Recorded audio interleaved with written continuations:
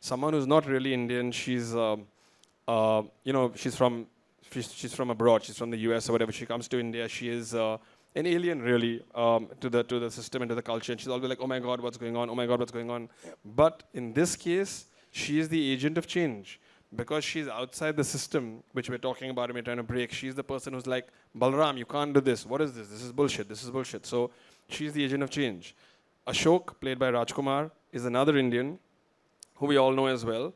Not an ABCD. The first one would be an ABCD, right? He's the Indian, like me. In fact, Rajkumar told me that Ramin used to keep telling him to watch me.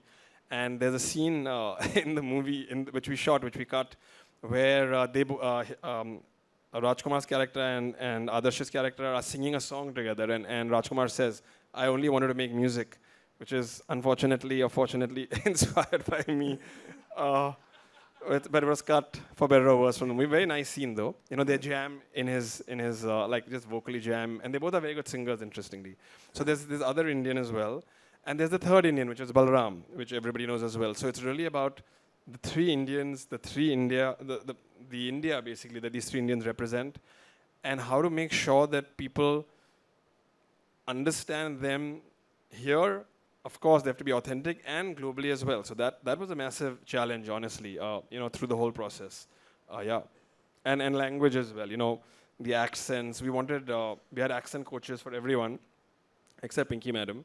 We had accent coach for Rajkumar. We had an accent coach for Balram, because from a specific area of India, we wanted to place that correctly.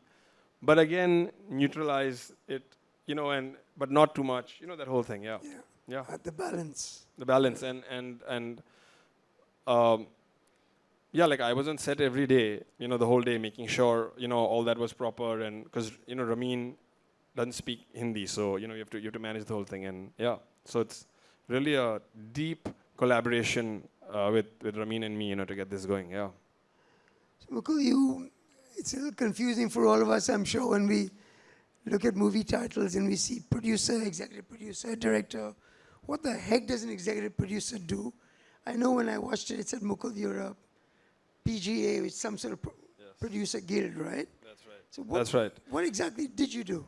Or roughly? Sure. Producers, there are many types of producers. That's a whole thing. There's executive, blah, blah. The person who does all the work and the best way to describe it is who is the person who goes to the Oscars or to the BAFTAs if you get nominated, and that is the producer. Not the executive producer, not the associate producer, blah, blah, blah. So that's the person who does everything, basically. That's the producer. And there can be more than one producer in a movie. In this movie, I was the only producer, along with Ramin, the director.